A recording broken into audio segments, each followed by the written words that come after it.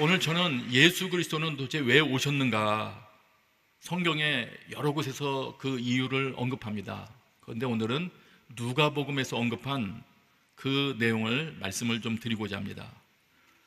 누가복음에서 언급한 예수께서 왜 오셨는지 그 내용을 통해서 하나님의 마음을 좀 더 우리가 이해하고, 또 그렇다면 나는 어떻게 반응하는 것이 옳은가 하는 그 부분도 함께 생각을 해보고자 합니다. 누가복음 19장 10절을 다시 한번 같이 읽겠습니다. 19장 10절 시작. 인자는 잃어버린 사람을 찾아 구원하러 왔다. 누가복음이 가르쳐주는 예수께서 왜 오셨는가 하는 것은 이겁니다.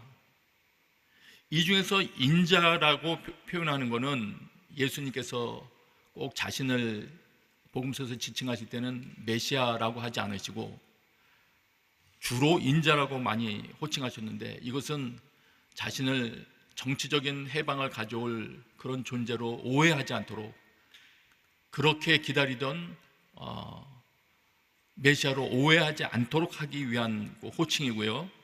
사람같이 생긴 모습으로 와서 고난을 받으나 그러나 하나님의 위임을 받은, 그래서 하나님의 일을 대행하는 그런 존재다라는 것을 알려주는 호칭으로 인자라는 호칭을 사용하십니다.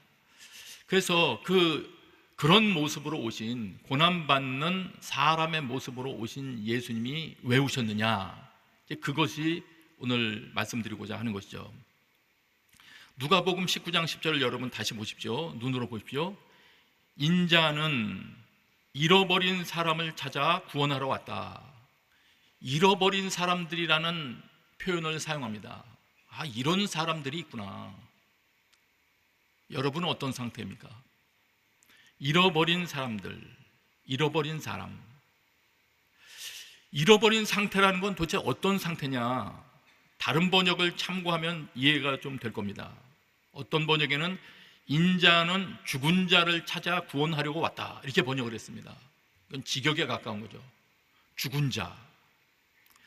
또 다른 번역은 인자는 잃은 것을 찾아 구원하러 왔다.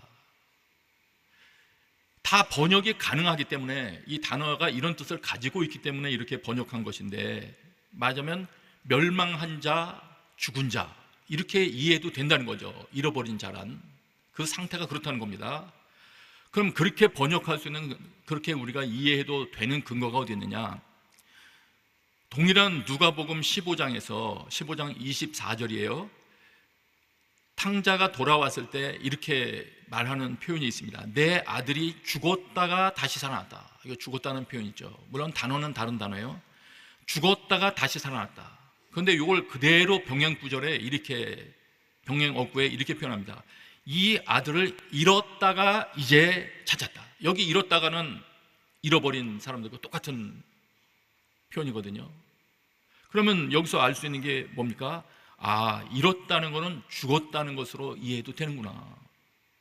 영적으로 죽은 상태를 의미하던 다양한 의미가 포함되어 있을 수 있겠죠. 그리고 그럼에도 불구하고 또 많은 번역서들이 잃어버린 그런 사람을 찾아 구원하러 왔다 하는 잃어버린이라는 표현을 쓰는 것은 죽었다고 표현해도 되는데, 그렇게 안 하고 잃어버린 이런 표현을 사용하는 것은 다시 찾을 수 있다는 어떤 소망을 담은 표현이기 때문에 그렇다고 이해되고 있습니다. 그리고 중요한 것은 이 잃어버린 그런 양을 찾는다는 개념이 에스겔 34장에 나오거든요. 그렇기 때문에 예수님이 에스겔 34장에서 나오는 그 기대하는 올바른 목자에 대한 그런 모습을 보여주러 오신 분이다. 아마 이런 기대도 거기 담겨 있을 겁니다. 이런 모든 내용들을 통합한다면 잃어버린 사람들은 어떤 상태에 있는 자들인가? 멸망 속에 방치되어 있는 자다. 때로는 죽음의 늪에 빠져 있는 자다. 등등의 개념으로 이해해도 틀리지 않을 것 같습니다. 그러면 이렇게 된 사람들은 어떻게 잃어버린 상태가 되었을까요? 스스로 판단으로 이 길을 가기도 했겠죠. 그러나 자기의 판단만은 아닙니다. 무엇을 따라간 건데, 저는 이 구절을 보다 보니까 이 성경 구절과 공통되는 부분이 있다는 것을 발견했습니다.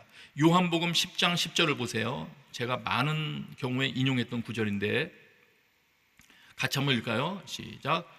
도둑은 훔치고 죽이고 멸망시키려고 온다. 그러나 내가 온 것은 양들이 생명을 얻게 하되 더욱 풍성하게 얻게 하려는 것이다. 여기에 사탄을 비유한 도둑, 그 사탄, 악한 영들이 와서 활동하는 이유가 훔치고 죽이고 멸망시키려고 하는 것이다 라고 말하는, 여기 멸망시킨다, 여기 요 표현이 아까 말한 거 잃어버린 그와 동일한 어근입니다. 예, 동일한. 그러면 이렇게 이해할 수 있죠. 아, 사람들이 잃어버려진 상태가 되는 거, 죽음의 상태를 맞이하게 되고 또 멸망의 길을 걷게 되는 것이 사탄의 활동의 결과일 수 있겠구나, 그렇게 해석하는 것 조금도 틀리지 않습니다. 그러면 사탄이 무엇을 통해서 어떻게 활동하느냐? 아까 말씀드렸던 에스겔 34장 보면 신실하지 못한 목자들의 활동 때문일 수도 있고, 하나님과 하나님의 은혜로 인도해야 되는데 오히려 하나님 멀어지게 했기 때문이다, 이렇게 이해할 수도 있고, 또는 사탄은 거짓말을 하는 자입니다, 처음부터. 그러므로 우리들에게 거짓 가치관을 주입함으로 잃어버려진 상태에 들어가게 했을 가능성이 매우 높습니다. 누가복음 개념에 의하면, 누가복음 19장을 우리가 읽은 거니까요, 누가복음 개념에 의하면 최소한 이런 겁니다. 하나님 없어도 살 수 있다, 재물만 있으면. 이런 식의 사고방식을 가져준다든지, 또는 나의 신앙은 무난하다, 내 신앙 이 정도면 됐다, 나는 세리들과는 다르다, 난 잘 믿고 있다, 난 잃어버려진 상태와는 관계없다, 이것 중에서 착각이 스며들어 있습니다. 바르게 진단하지 못할 때. 또 그 다음에는 관계를 파괴합니다.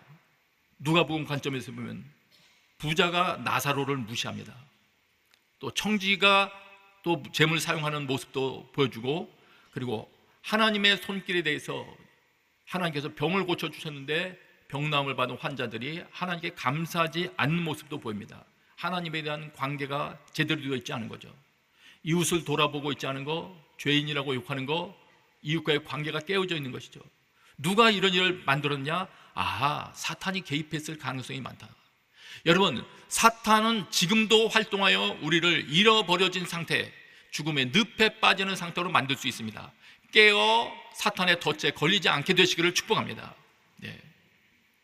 그런데 이 누가복음에서 사탄이 올무를 만들어 접근하는 중요한 핵심에 재물이 관련되어 있어요.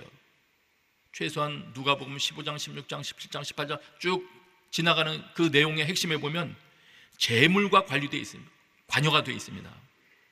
그러므로 내가 오늘 재물 사용을 어떻게 하느냐를 보면 재물이 나의 주인인지 나는 재물을 활용하는 하나님의 청지기인지를 우리 알 수 있는 것이죠. 누가복음은 그래서 그렇게 말합니다. 재물을 숭배하기 시작할 때, 재물을 포기하지 못할 때 사탄의 포로된다. 사탄의 활동이 활발하게 일어날 수 있다. 누가복음 맥락에서는 그런 상태를 위험하다고 보시고 잃어버려진 상태로 들어가게 하는 것으로 보시고 예수님을 보내셔서 오셔서 우리들로 하여금 그런 상태로부터 출애굽하게 하시고자 하시는 겁니다. 예수님께서 그것을 위해서 오신 것입니다. 그래서 예수님을 내가 바르게 따라가기 시작한다면 재물에 대한 나의 태도도 바뀔 것이라는 것이 누가복음의 생각입니다. 여러분, 재물을 맡아 다스릴 수 있는 자들이 되게 되시길 축복합니다. 재물에 묶여 사는 노예가 되지 않게 되시길 다시 한번 축복합니다. 만일 내가 계속 재물에 묶여 살아간다면 내 삶에는 사탄이 꾸준히 활동하고 있는 상태일 가능성이 많다. 사탄이 꾸준히 활동하고 있다면 무슨 일이 발생하겠습니까? 요한복음 10장 10절 따지자면 하나님께서 나에게 주신 귀중한 것들이 계속 도적질 당하여 줄어들고 있을 것이고, 망가지고 있을 것이고, 내가 죽음에 가까워져 가고 있을 것이고, 내 삶이 파멸을 향하여 이동되고 있을 것입니다. 여러분, 깨어나게 되시길 다시 한번 축복합니다. 그래서 이런 자들을 이런 상태에 방치하기를 원치 않으시기 때문에 인자라고 호칭하시는 우리 예수 그분께서 구출하시고자 오셨습니다. 그것이 그날을 기념하는 것이 우리 성탄을 기념하는 주일이기도 합니다. 그러면 오늘 이 부분에 또 집중하면서 하나님의 마음, 잃은 자를 찾아오시고자 하시고 또 잃은 자를 찾으셨을 때 기뻐하시는 그 하나님의 마음을 우리가 주목하면서 그 마음에 어떤 것이 있는지 또 우리가 어떻게 반응하여야 할지를 좀 더 배워보고자 합니다. 몇몇 구절을 읽겠어요. 누가복음 15장 4절에 보면 잃은 양 한 마리를 찾았을 때 이런 표현을 사용합니다. 너희 중 누가 100마리의 양을 가지고 있었는데 그 중 한 마리를 잃어버렸다고 하자. 그러면 99마리의 양을 들판에 두고 그 잃어버린 양 한 마리를 찾을 때까지 찾아다니지 않겠느냐. 누가복음에서 계속 표현하는 것은 찾을 때까지 찾아다니지 않겠느냐. 포기하지 않으시고 추적해서 찾아내시겠다는 거죠. 동전을 찾을 때까지 집안을 샅샅이 뒤지지 않겠느냐. 아버지가 아들이 돌아올 때까지 기다려 서 있는 겁니다. 그런 모습들, 이런 상태에 있는 자들이 돌아오기를 갈망하는 하나님의 마음을 보여주는 것이죠. 만일의 경우 발견하면 어떤 일이 발생합니까? 하나님 마음이 어떤 일이 일어납니까? 누가복음 15장입니다. 양을 찾게 되면 기뻐하며 친구들과 이웃을 불러 모아 나와 함께 기뻐해 주십시오. 잃어버린 내 양을 찾았습니다. 함께 기뻐해 주십시오. 나는 잃어버린 양을 찾았습니다.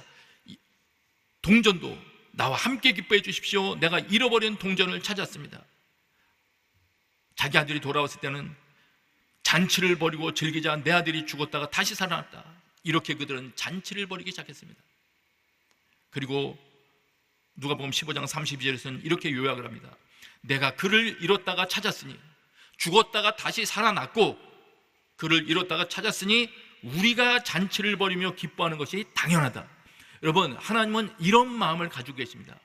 잃어버려진 상태에 있는 자들 찾기를 갈망하고 갈망하시고 끝까지 포기하지 않으시는 분이시고, 그렇기 때문에 찾았을 때 기뻐하시고 함께 기뻐하자고 초청하시는 그런 분이십니다. 예. 하나님의 마음이 이렇다는 것은 구약 에스겔서에서도 나타나요.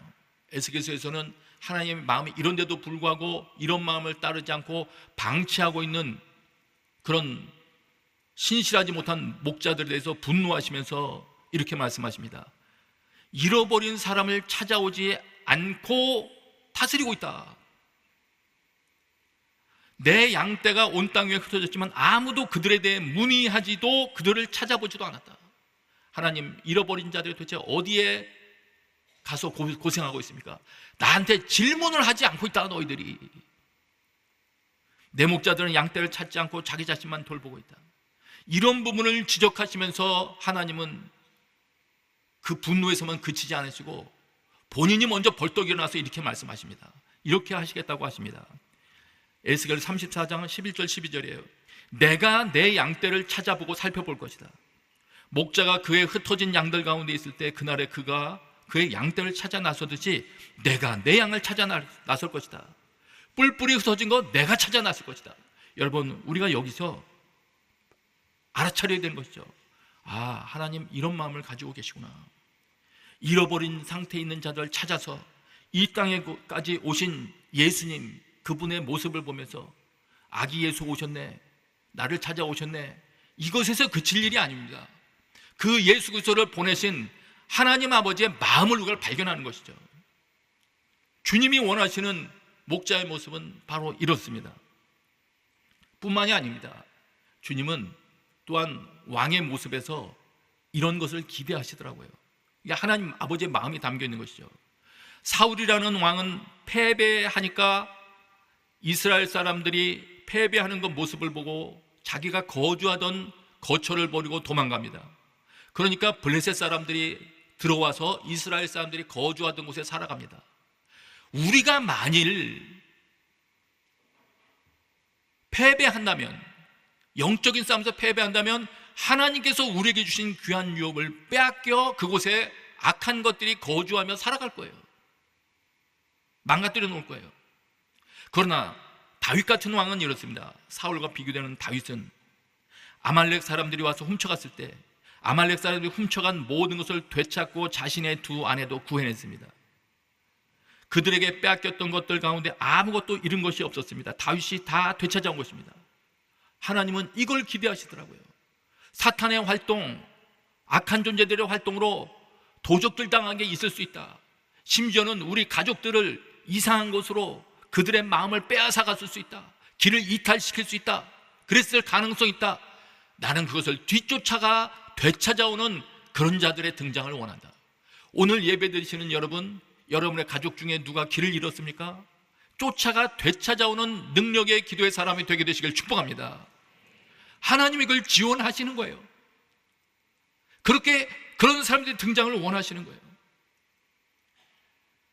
이런 말씀들을 통해서 하나님은 나를 진정으로 자유케 해주시기를 원하시며, 심지어는 내가 도적질 당한 것까지도 회복시켜 주시기를 원하시는구나. 여러분, 여러분의 인생을 돌이켜보면서 내 인생이 낭비되었구나 한탄하시는 분 계십니까? 주님은 시간을 회복시켜 주실 수 있는 분이십니다. 젊음 때문에 고민하십니까? 여러분, 건강을 회복시켜 주시며 주의 뜻을 이룰 마지막 기회를 선사하실 수 있는 분이 주님이십니다. 그분이 그 마음을 품고 계십니다.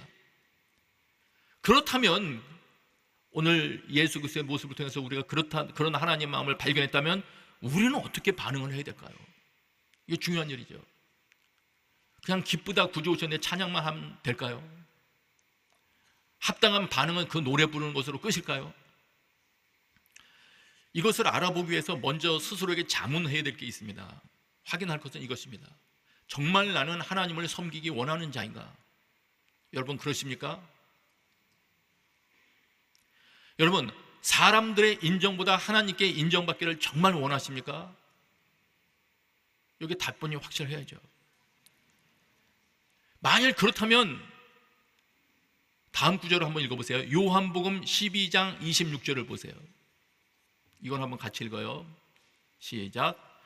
누구든지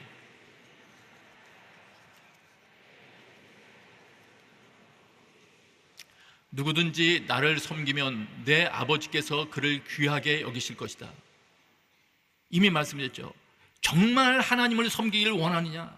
아버지께 영광을 돌며 사는 게 정말 나의 입의 신앙의 고백이냐? 그러면 성경은 가르쳐 줍니다. 예수님께서 있는 곳에 너도 함께 있어야 된다고. 당연한 거 아니겠습니까? 그리고 하나님께 정말 특별 대우를 받기를 원하느냐? 그러면 예수 그리스도께 곁에 가서 그분 섬기면 그런 자를 하나님 특별 대우해 주신다. 자, 이것을 이렇다고 주님께서 이미 밝혀주신 사실을 염두에 두고 예수님께서 답답하게 생각하셨던 그 내용들을 보겠습니다. 예수님 마음에 이런 잃어버린 자를 찾아 구원하시려고 오신 예수님 마음에 가지고 있었던 답답함은 이것이었습니다. 마태복음 9장 36절 37절에 보시면 예수님께서 복음을 전하시고 병을 고쳐주시는 장면에서 무리들을 본 거예요. 이렇게 표현합니다. 그들이 목자 없는 양처럼 시달리고 방황하고 있었기 때문이다. 사람들이 목자 없는 양처럼 그들의 영혼을 보살펴주거나 빼앗긴 것 되찾아주는 그런 사람들이 없는 걸 보고 예수님 가슴이 아프셨대요. 그래서 그 다음에 이렇게 말씀하십니다. 추수할 것은 많은데 일꾼이 적구나.